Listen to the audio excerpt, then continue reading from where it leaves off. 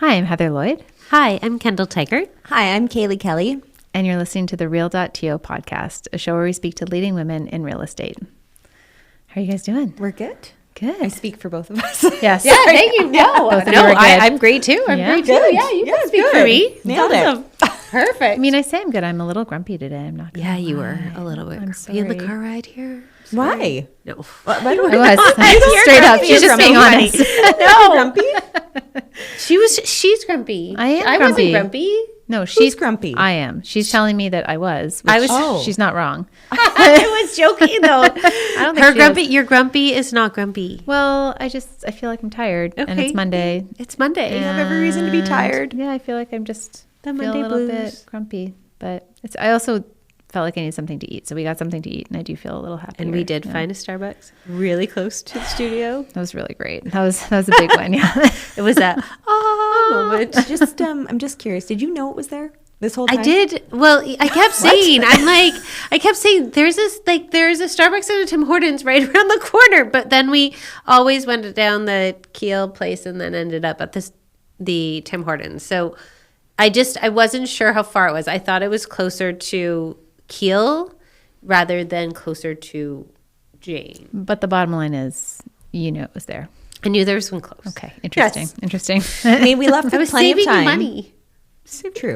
It's true. But we left with plenty of time today, so we had the opportunity to hit the Luxy coffee shop. Yeah, Starbucks. I'm very. Went through the drive-through. Yeah. And Yeah. everything. What an experience. Yeah. And what did I get? I don't know. It was It was- delicious. It's so good. Yeah. The dragon fruit drink with coconut milk. I feel like I see a lot of 12 and 13-year-old girls in my neighborhood get that drink, and I do always wonder what it is. Keeps you young. Keeps you young. Yeah, you're just youthful. That's all. It's dragon fruit, right? Dragon fruit. Yeah, yes. I mean, Yeah. it's Yeah, youthful, vibes. course. Yeah, You know what I mean? absolutely. All right. Well, should we get on with it? Yeah. All right. Here's Let's do Liza it. Bauer. This episode is brought to you by Brady's LLP. Through every changing market and economic season, Brady's LLP's mission has been to provide their clients with exceptional service. For decades, they've partnered with developers, builders, lenders, and visionaries who shape the community around us. Their clients move fast, and so do they. Whether it's navigating land development, structuring commercial transactions, or advising on the deals that drive the growth across the GTA, Brady's brings a deep expertise and a commitment to exceptional service. 70 years in, and their mission remains the same, to help their clients build what's next. To learn more about how Brady's LLP supports future of real estate development, visit brady.com. That's BRATTY.com. All right. So today we are here with Liza Bauer from Concert Properties. Hi, Liza. Hello, thank you for having me. Thank you for joining us. So we are here today to chat with you about property management predominantly, but you have had a very long journey and I'd say a pretty interesting journey, in-depth journey on the property management side. It's been a bit of a ride, yeah. Yeah. So maybe to start off, we kind of start off all of our kind of podcast sessions with take us back and let us know, was this originally the plan? How did you end up here? Where did you start and how did you end up here kind of thing? Definitely not the plan. Okay. I don't think property Never is. management is generally the plan for anybody. Real estate was not in my cards Okay. either. I grew up on a stage singing and doing musicals and very arts focused. Went to university, got through the first year, failed miserably because I was finally free and started to redo my first year and said, what am I going to do with an English degree? This is really not going to serve me well. And came home, and of course my parents demanded that I find something to do. I was not going to live there rent free. Right. And an opportunity came up, and I ended up just eventually making my way into property management, and originally as a collections agent for Dell Management Solutions. That is not an easy job. No, at all. So, no, yeah. it wasn't. Very weird. Yeah. But I did find out that while I have a very arts-focused mind and could sing anything you put in front of me, I also have a very good accounting mind. Math, no. But there is a difference. Because accounting is a pattern and it's very clear and easy. There's an in and an out, whereas more pluses and minuses. Yeah. Yes. So it was easy for me to follow and understand. And when you put math things into money, I can understand it. Right. I think most people can. Yeah. So would you call people? I had to call people. And unfortunately, these were people whose homes had been purchased by the government and then re-rented back to them as part of the airport lands out in Pickering. Oh, wow. And so that's always hard when your home's been appropriated and now you're paying for something that you had already owned, and who knows what their circumstances were, but ended up achieving or collecting most of what was outstanding.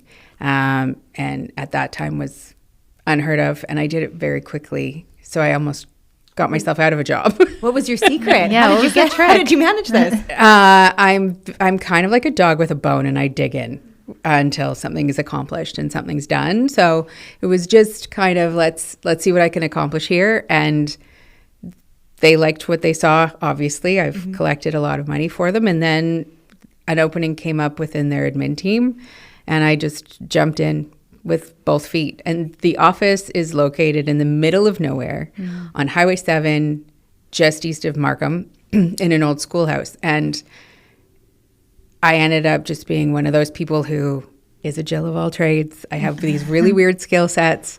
So technology has never scared me, even though I'm Gen X. Technology I look at and kind of go, yeah, let me see if I can break you. Where most people go, oh my God, I'm going to break it. That doesn't happen with me. So I was their mini IT person working with their head office IT to try and keep that place going, and whatever was necessary. Right. I got done and then dug my hands into property management and went, this is kind of cool. I like this. No 2 days are the same. For sure. Yeah. I imagine you probably, I was going to say, like, kind of going back to the collections thing, like, did you find there was did you learn a lot about yourself with respect to communication? Because I feel like property management has a lot of communication skills to it. And did you feel like you learned some tricks doing that you were able to carry forward? I feel you learned that you have to remember you're dealing with a person. Yeah. And you're dealing with their home. It's different when...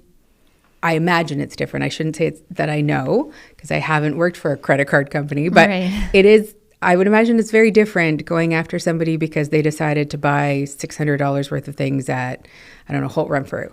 Yeah. That's not going to buy you a lot, but anyway.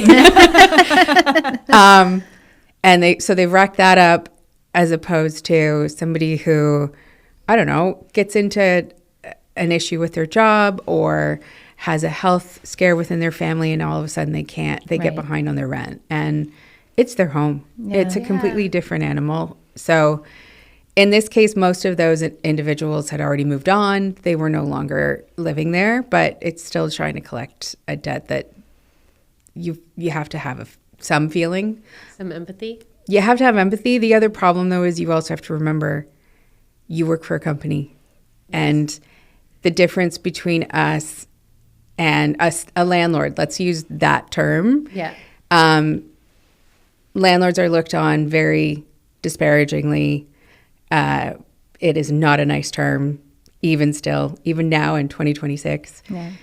I'm really going to age myself with this next comment, but all know the Mr. Farleys of the world from Three's Company and what that sort of a landlord was like. And we're not like that any longer.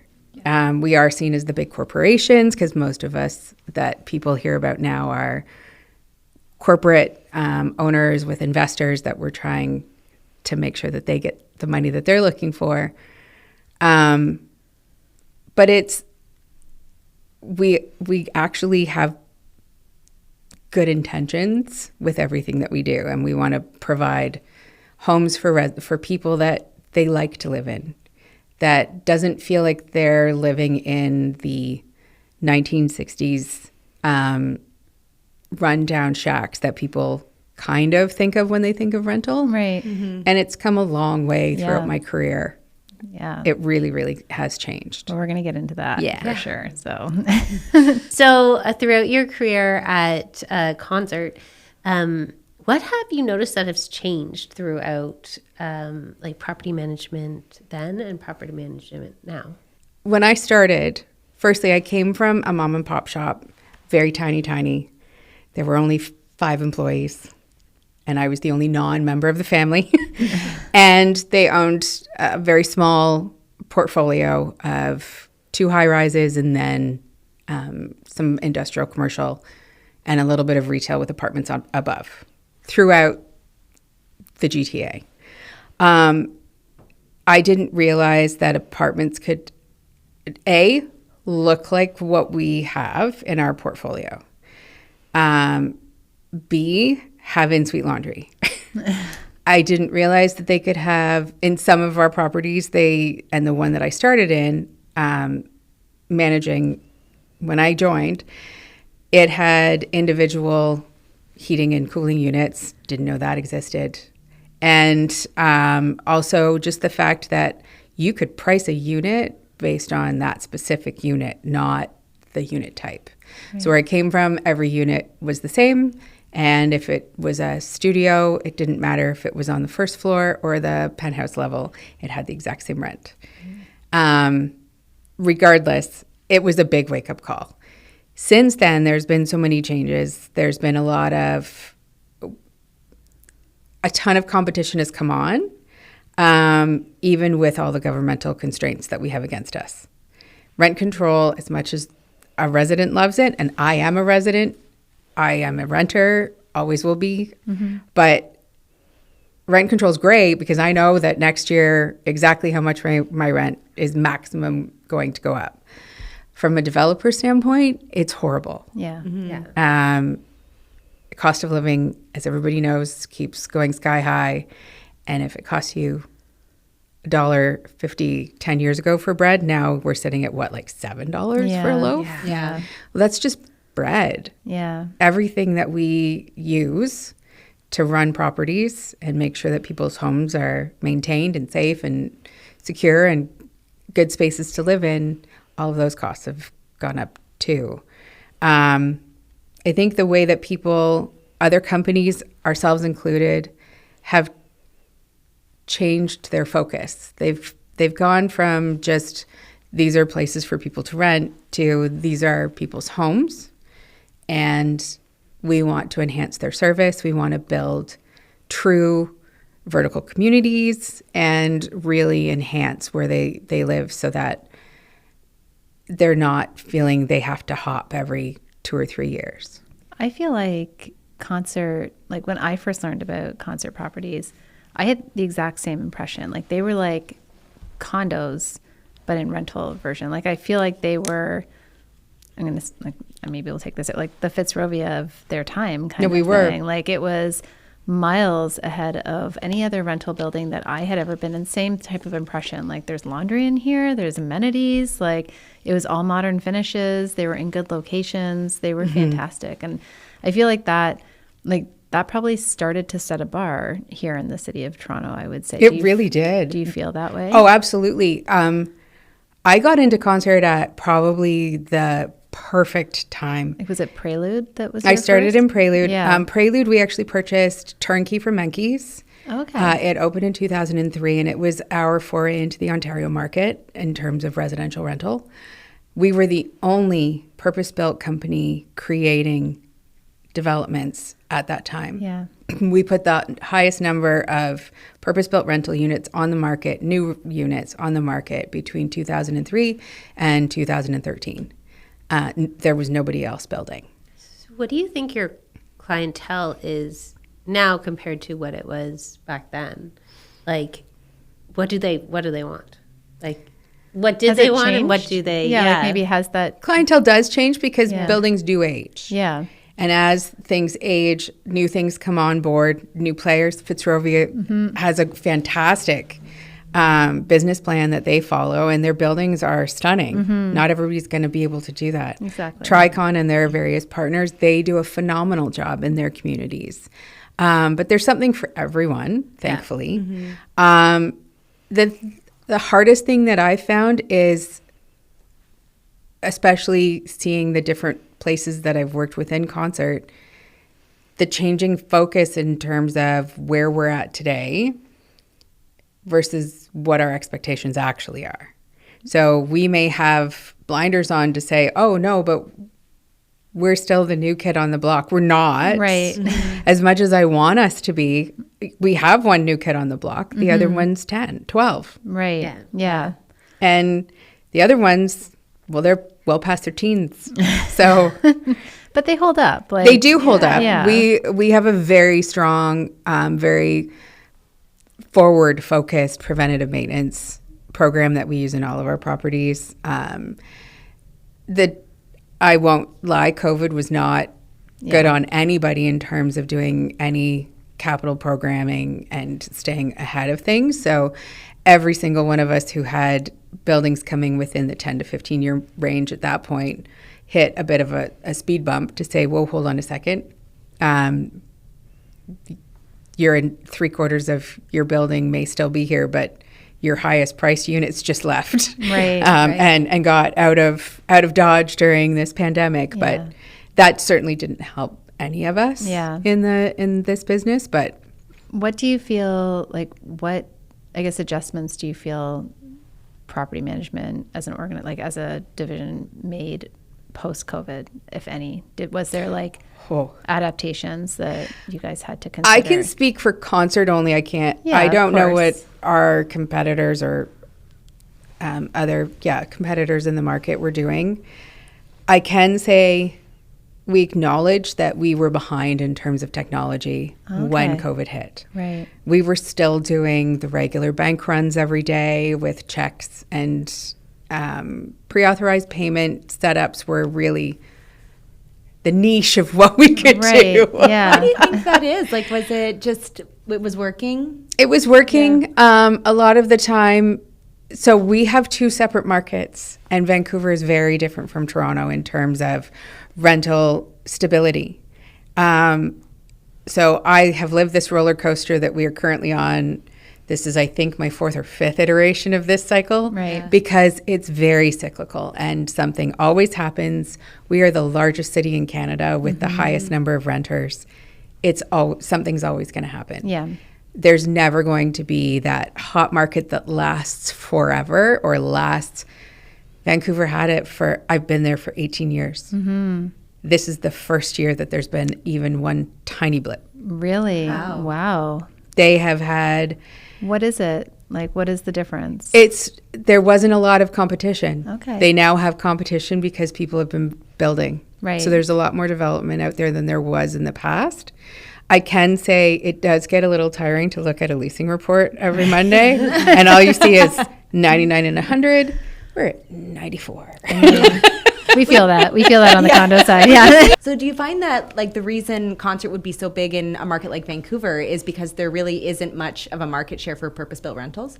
It's not that there's a market share. There just weren't as many players, and they're a lot more landlocked. Right. There's not. It's a little harder to build in that type of Just keep going beautiful landscape, Yeah. but and I guess it's not as like they've got a great transit system for what they have, but where we have our neighborhoods in Toronto, that same amount of space, you're in a completely different town altogether.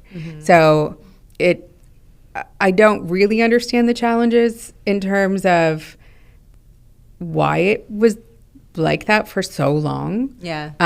But there is a lot of development happening out there now. The amount of cranes in the sky is crazy. In the purpose-built rental space. Both purpose-built condos.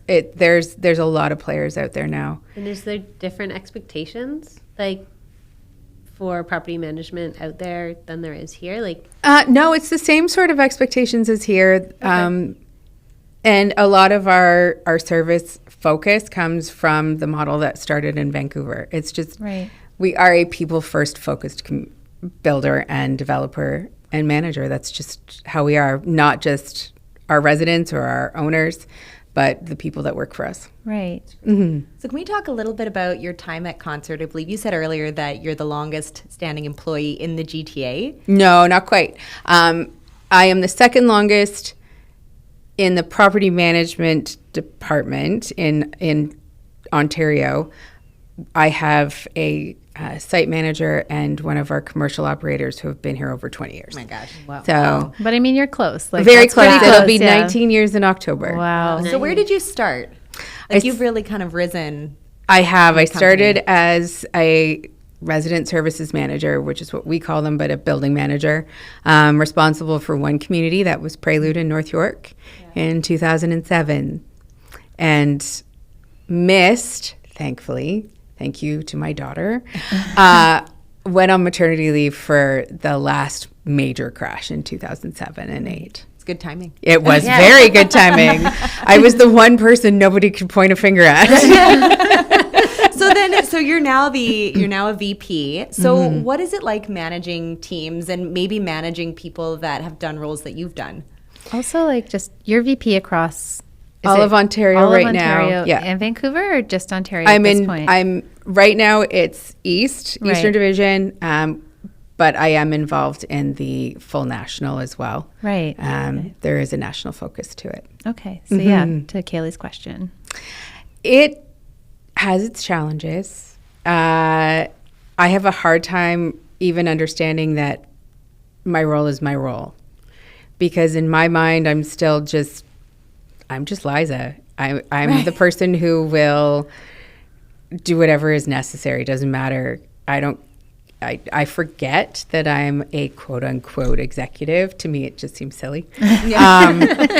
Until I call somebody who hasn't known me that well, who has only experienced me as a junior executive and now in my senior role. Yeah. And it freaks me out. Right. Why? Why does it freak you out? Because to me, I'm just Liza. And to a lot of the team, I'm just Liza. Right. I'm not anybody who makes these strategic decisions, or I know that I do. I do all of this stuff. But to me, it's just, if you needed me to clear out a garbage bin, I'd crawl in tomorrow. Right. Yeah. I'd say if you got overalls first, but I'd still crawl in. Yeah. Maybe some and gloves. I don't just know. do whatever is necessary for Right. the benefit of the team. You want me to show a unit? No problem. Sales has never been my strong suit, but I can still pull it out of my hat. Yeah. It's difficult. I think the least difficult thing for most of it has been managing people. But it is letting go for me, letting go of things that I used to do. Yeah. And coming up with ways to teach others. It's interesting that you say managing people has been the least challenging thing. So I think managing can be really challenging for a lot of people. So you must have a really good team, or you're really good at it. Oh, my team are amazing. Yeah. My team are incredible. And I don't mean that managing people is easy. It's not. It's one of the hardest parts of my job. But managing people that I used to be equals with, Right. they either are really good at hiding it or I have earned their respect Right. in everything that I've done throughout the years, for them to just go, yeah, no, that's where you should be. Right. Do you feel, what do you feel like, because this role, you've been in this role now for, I'm going to say, Since January, yeah, so about technically, 6 yes. months or so. What has been the biggest takeaway for you? Because I mean, I think it's probably going to say an inspiring story. Like, Thank it's you. interesting that, you kind of worked your way up through this company. And I don't know that you would have seen yourself when you got to Prelude and were managing that building as putting yourself into this role here, which I think is inspiring for anybody who maybe is working in a role that's maybe more junior at this point and can't even imagine themselves with a VP title or an SVP title. So yeah, I feel like that's something that, it's good to know that that's possible, kind of thing. And maybe like along the way, I mean, I'm not asking you to chronicleize exactly like all the lessons that you've learned, but like what have been like the big takeaways through like some of the milestones that you've gone through that you feel have like maybe like you've learned and moved forward as a result of those lessons? I think it's so. Firstly, I have not pursued one new role except for my first move in concert. Every other role has just ultimately been awarded to me throughout. Well, that's a pretty big credit. Yeah. And I've never had any expectations. So the first role that I pushed for was moving from Prelude into a corporate role. We had an administrative role that came up, and I ended up I've always been the people pleaser and I'll jump in and do anything kind of girl. So as soon as I learned that this individual was no longer with us and so our head of our department in Ontario needed a hand, I kind of went, well, let me know what you need. Yeah. I'll jump in wherever you need. And I guess others on the team didn't quite say that. I don't know. Yeah. Do you think that? But I just kind of jumped in. It's always been natural for me. Right. What do you need done? Just let me know. Let me figure out how to get it done and we'll get through it. I am a cup half full person, always have been, which helps. It really does. One of the most distinct things that has ever come out of a review that I've had is, you are the most optimistic person. Like, how do you stay so positive all the time? Well, it's either that or cry. So it's easier to stay positive. It gets you through it faster and a lot more easily. It also keeps other people more motivated. But the biggest things that I think I've learned throughout are, and let's just see, I went from building manager to PM coordinator to PM, senior PM, director, senior director, and now VP. Right. And usually about 3 years in between each change. The biggest things, I've had to remain, I've always been humble, just dig in wherever is necessary. We're all ladies here. We have the biggest problem that we tend to mother our teams. It's very different if you're male. Their idea of support is very different from a female's. Ours is, okay, well, let me see how I can help you, instead of, I recognize my previous boss would challenge me to find the answer, whereas I have been telling my team the answer book is closed. You need to dig in yourself, because But that's good. it is. Yeah. It but is. hard. It's very hard. Yeah. Things I would tell somebody that is really eager to move up today is, be patient. Yeah. Especially in real estate, it takes years to develop a building. Yeah. It doesn't, these things don't pop up tomorrow as much as we'd like them to. Yeah. Wouldn't that be nice? It would be great. Yeah. Decisions made. Yeah. They produce. Amazing. Yeah. Exactly. No delays at the city No level. delays. Yeah. Do you find that, like, going back to you saying the answer book is closed, did you find that was something that you took on, and like maybe it was like, as soon as you said that, a bit of a weight was lifted off your shoulders? You're like, I've kind of given them the autonomy and the freedom to find their own answer. Like, don't come with your problems. Come to me with a solution. The solutions.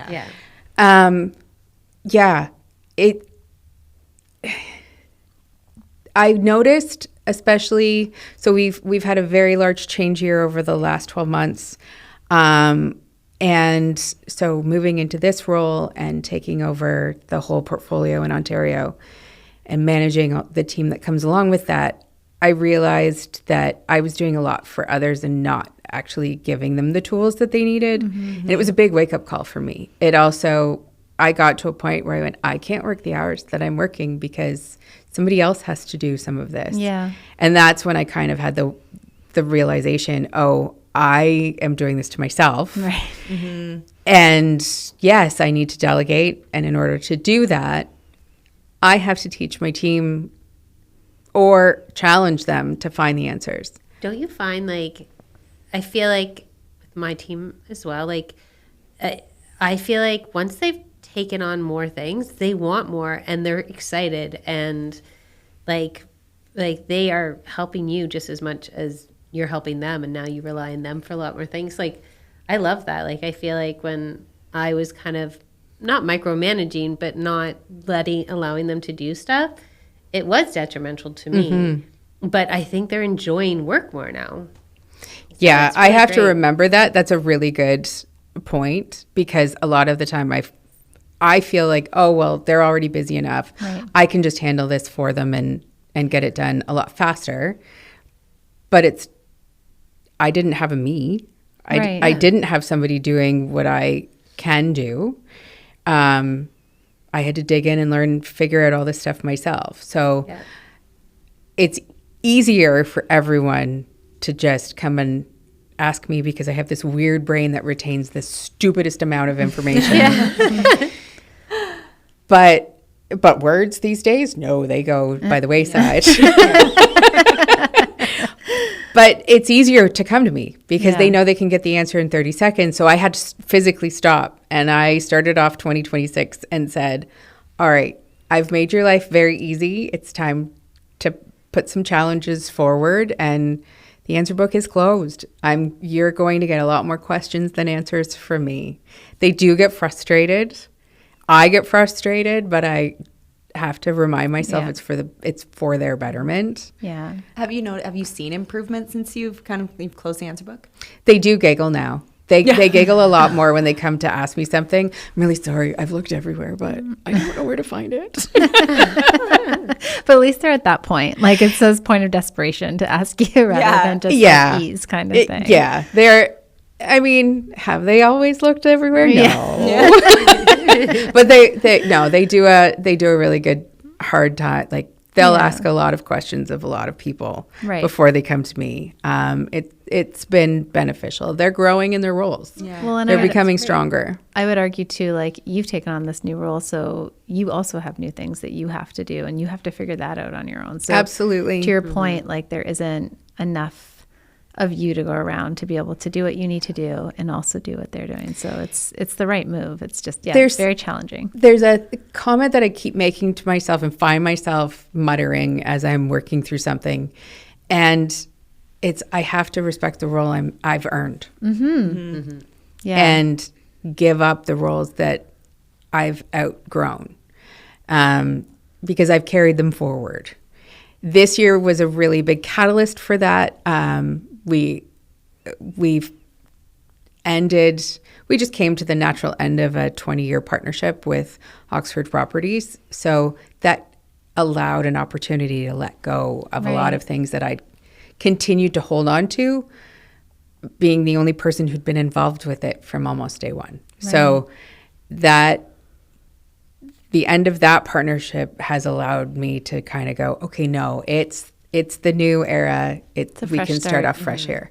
That's cool. Yeah. I like that. That's kind of a nice definitive line for you. Mm-hmm. Yeah.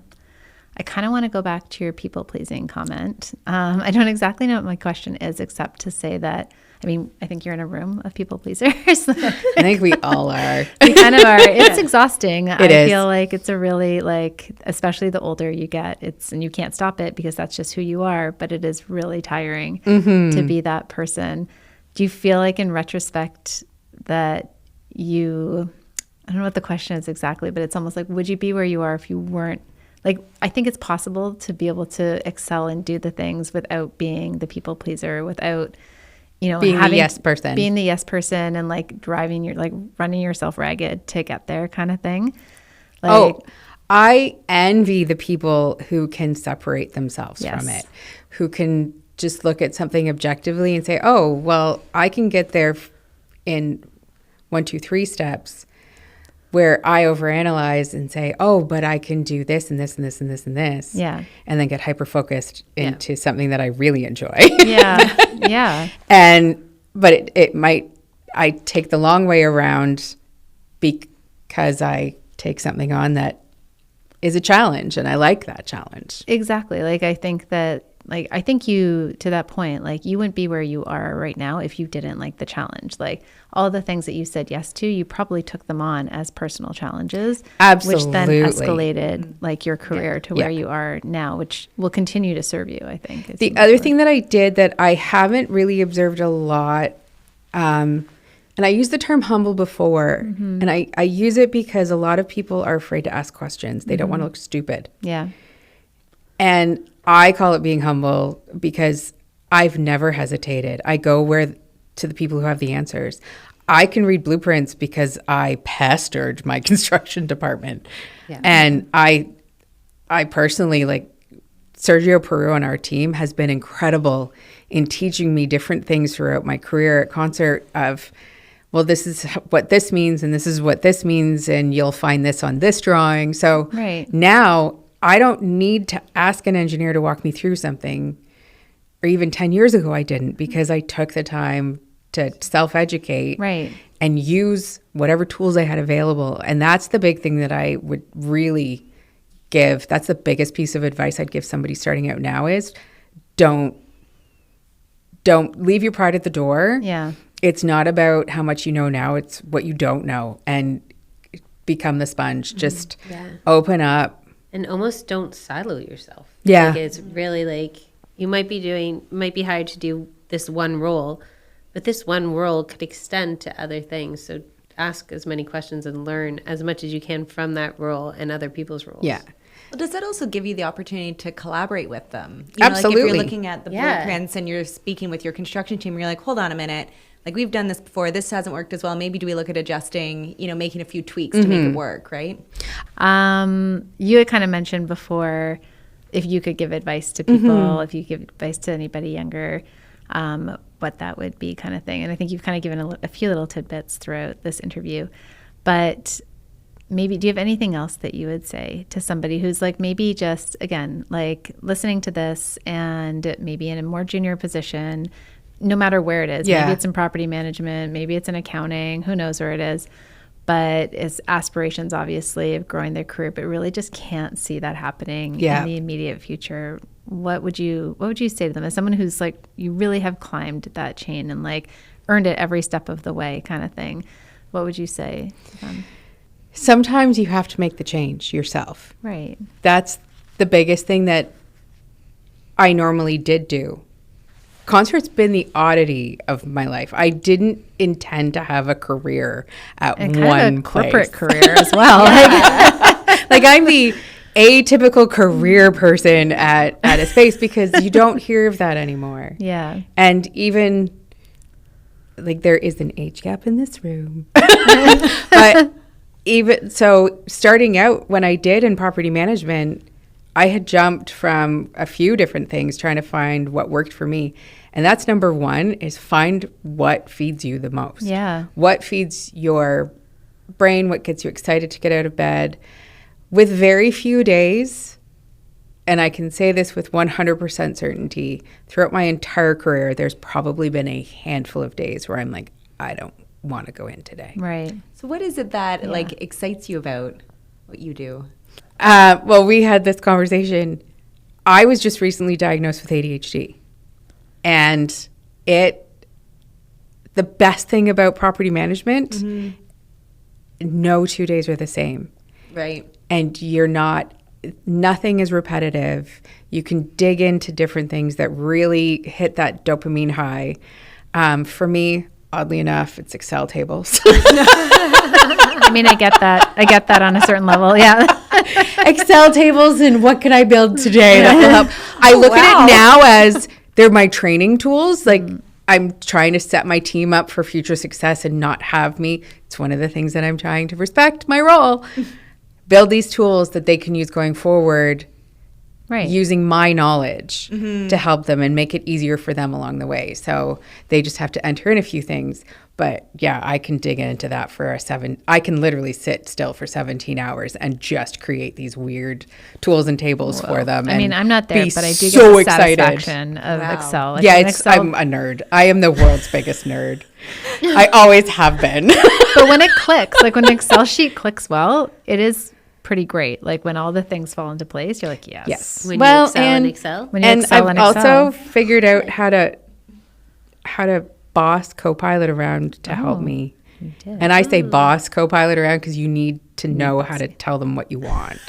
But Copilot does my job. Like I have made some very interesting tools after learning, and I hate to use AI. I really do from an environmental standpoint. But sometimes my I just need what I need. Yeah. I mean, everyone else is going to do it, so you might as well get on board. Yeah. Take it on. Like, use the tools that I have. Yeah. So, and I've really found that I have a knack with telling it what I want it to do, but you also have to understand different things. Right. I can get onto a full tangent on that. You won't, but I can because nerd. So do you feel like it's like mentioning like you now understand that you have ADHD and this like diversity of things that you can do at this job, like really ultimately is like fueled kind of your personality, I guess. Oh, absolutely. Right? Yeah, no, it absolutely has. I mean, a lot of things clicked into place 6 or 7 months ago when that news came down the line. But it made a lot of sense. Yeah. I can say I'm not diagnosing anybody on my team, but there's a high number of us because it allows us to be comfortable and do what we love to do, and switch in between things. We are the chaos coordinators. Like, we are the ones who you can rely on in an emergency. You want to see somebody focus? Oh, we are who you want on the ground when something happens. So I spoke last year at FERPO's women's luncheon. Yeah. And I had suspected for quite a while, but didn't really know. And my tagline there, which is something that I will still tell to anybody that's starting out now to get us all the way back. Yes. Welcome to ADHD, everybody. We're back to the question, we literally do come back around. Find the room that lets you sparkle, like that lets you be you. That's because great. I was always told, like, you need to be less. You need to take it down a few notches. I am exuberant and loud as the weirdest introverted extrovert out there. I am known for my laugh. It can be it's very bell-like, very loud. I think it's pretty great. It's contagious. Thank you. But it is something that I love the fact that Carrie, my current mentor and leader, she's just as loud as I am. So I love when she's around because I'm like, I'm not the only one. But I resonated a lot with the crowd that was there. I have a problem that I can't not be authentic when I speak. I can't. It's a pretty great problem to have. Yeah. I can't put on airs. So I just told my story and was who I was. And I had all the weirdos like me coming up to me afterwards. And I love them all. Do you have anything else that you would like to share or talk about today? I think just you've asked me a few times what I would say to others. Mm-hmm. My top 3 really are find what feeds you. Be patient. Not everything's going to happen all at once. And then I guess the last thing is really teach yourself. Nobody is going to do it for you. Yeah. So you have to be your own advocate. Amazing. It's a great way to wrap it up. Thanks. Yeah. All right. Well, that's our show. Thank you so much for listening. If you would like to listen to other episodes, you can find them on Spotify, Apple Podcast, or YouTube. We're also on Instagram at the Real.TO Podcast and on LinkedIn. And of course, if you'd like to chat with us about sponsorships, sponsoring any one of our shows, we'd be more than happy to chat with you. All right. Have a great day.